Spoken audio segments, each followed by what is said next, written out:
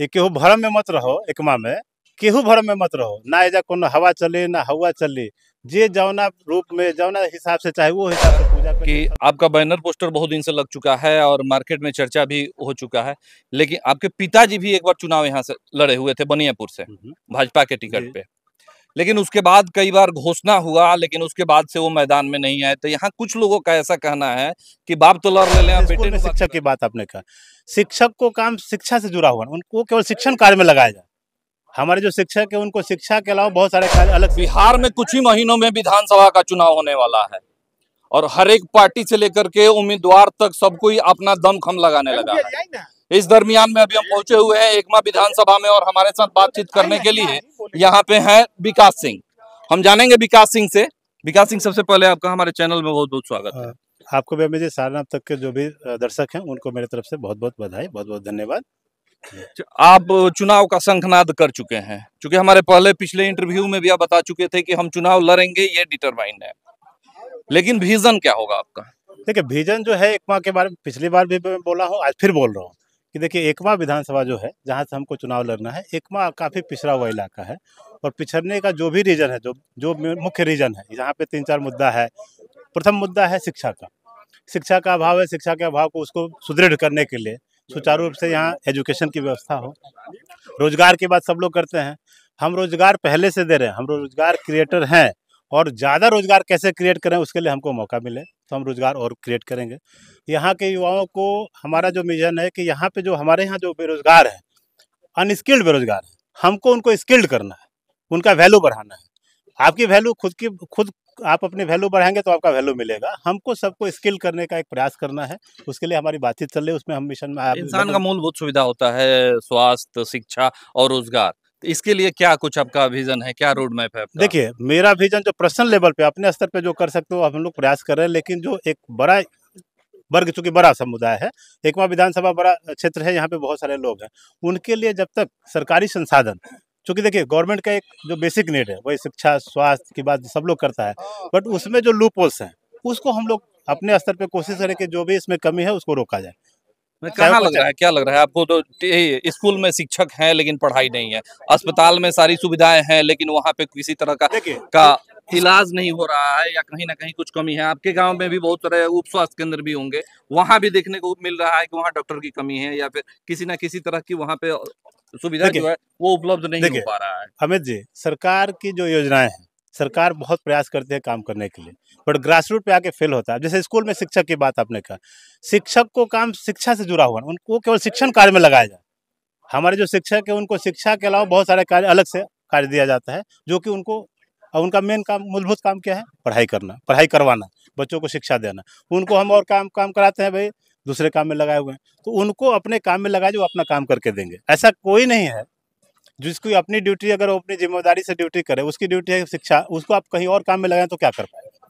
Doctor की बात है, डॉक्टर का जो डेपुटेशन होता है, जैसे मान लें कि यहाँ CH जो भी सेंटर्स हैं, सेंटर पे जिनकी ड्यूटी लगी हुई है, जो ड्यूटी लगाने वाले पदाधिकारी हैं, जो ड्यूटी करने वाले हैं, रहते कोई छपरा में है, कोई पटना रहता है, उनकी ड्यूटी यहाँ एकमा में लगा दी जाती है, बिशनपुरा में लगा दी जाती है, तो उनका पेपर पे हाजिरी लग जाता है।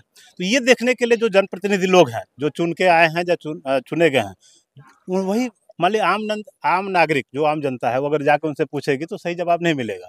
लेकिन एक जनप्रतिनिधि होने के नाते अगर ये पूछा जाए और तो वो सवाल पे जवाब देना पड़ेगा, कहीं ना कहीं मजबूरन कोई ड्यूटी करनी पड़ेगी। तो इसकी देखभाल जो नहीं हो पा रही है, ये बैकलॉग है अपने विधानसभा में, उसको पूरा करने का हम लोग काम करेंगे। अच्छा, देखा जा रहा है कि एकमा विधानसभा में जो है वो युवाओं के लिए या महिलाओं के लिए किसी तरह का अभी तक कोई धरातल पे रोजगार मुहैया नहीं कराया गया है, अभी तक जो भी प्रतिनिधि यहाँ से बने हुए हैं। अमित जी, यहाँ पे रोजगार का जो मेन मुद्दा है, मैं अभी बोल ही रहा था, मेरा मुद्दा यही है कि हम लोग रोजगार जो क्रिएट करेंगे अपने स्तर पे, जो रोजगार की बात है वो हम लोग कर रहे हैं। उसमें सबसे बड़ी ज़रूरत है कि हमारे यहाँ जो अनट्रेंड लोग हैं, युवा, जो यूथ, सबसे यूथ जनरेशन हमारे पास 40% आबादी हमारे यहाँ यूथ की है, जो कि बेरोजगार है। बेरोजगार किस लिए है? कि उसके पास कोई हुनर नहीं है। एजुकेशन है तो अगर मान लीजिए ग्रेजुएट है तो बहुत सारी डिग्री लेकर लोग घूम रहा है, क्योंकि गवर्नमेंट जॉब है नहीं। तो उनको जब तक टेक्निकली क्वालिफाई नहीं किया जाएगा, महिलाओं को सशक्त करने के लिए महिलाओं का प्रशिक्षण देना होगा, कुटीर उद्योग पैदा करना पड़ेगा। यहाँ कोई बहुत बड़ी इंडस्ट्री की उम्मीद कोई ना करे, बिहार कृषि प्रधान देश है, तो यहाँ पे हम लोग को फूड प्रोसेसिंग का प्लांट लगाना होगा। फूड से रिलेटेड यहाँ पे स्टोरेज की व्यवस्था की जाएगी। अभी जैसे टमाटर की खेती हो रही है, जब सीजन आता है तो टमाटर हमारे 1 रुपये किलो बिकता है, बट स्टोरेज टाइम के बाद टमाटर 100 रुपये किलो हो जाता है। तो स्टोरेज की व्यवस्था ही नहीं हो यहाँ पे होनी चाहिए ना, सरकार इसके लिए पहल करे। एक जनप्रतिनिधि होने के नाते हम एरिया में अगर कोल्ड स्टोरेज की व्यवस्था कराते हैं तो लाखों किसान टमाटर की खेती कर सकते हैं, हरी मिर्च की खेती कर, जो ग्रीन फल है, ग्रीन सब्जी है, आज के डेट में उसमें बहुत ज़्यादा स्कोप है। सीजन में जब किसान के यहाँ उपजेगा तो उसका वैल्यू हो जाएगा 1 रुपये किलो, और जब मार्केट में किसान के यहाँ खत्म होगा तो मार्केट में हो जाएगा 100 रुपये किलो। ये बीज का जो बैकलॉग है उसके लिए एक स्टोरेज की व्यवस्था होनी चाहिए, तो किसान उसमें रोजगार, किसानों के लिए रोजगार होगा। महिलाओं को सशक्तिकरण करने के लिए उनको कटाई बुनाई का काम किया जाएगा, प्रशिक्षण काम किया जाएगा, हैंडवर्क का बहुत सारा काम होता है, उसके लिए हम लोग प्रयास करेंगे और वो ग्रास रूट पे काम करेंगे। वो चीज़ें आपको देखने को मिलेगी।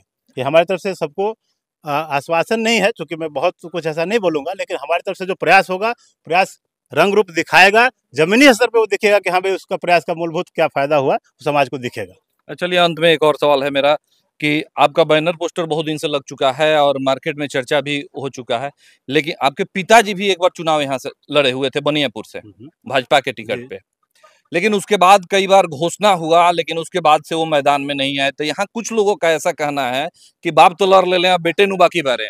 अमित जी, ये बात जो भी बोले सत्य है कि पिताजी चुनाव लड़ चुके, बीच में कुछ बैकलॉग रहा है, उस बैकलॉग को पूरा करने के लिए हम आए हैं। और ये जो भी कह रहा है कि बाप लड़ ले बेटा देखिए हैं, तो बाप जो ना के लो बेटा करी हैं। जे कहता वो अपना 1-2 पीढ़ी पहले से जो लोग बा ओकरा से पूछे जे बाप का कैले बारे, वो बेटा का करी, तो समय बता दी। ये केहू भरम में मत रहो, एकमा में केहू भरम में मत रहो, ना एजा कोनो हवा चले ना हवा चले, जे जौना रूप में जौना हिसाब से चाहे वो हिसाब से पूजा कर जाए, सबके अनुनय विनय कल जाए, आ जौना हिसाब से हो सबके पूजा हो, सबके व्यवस्था बना दिए कहीं।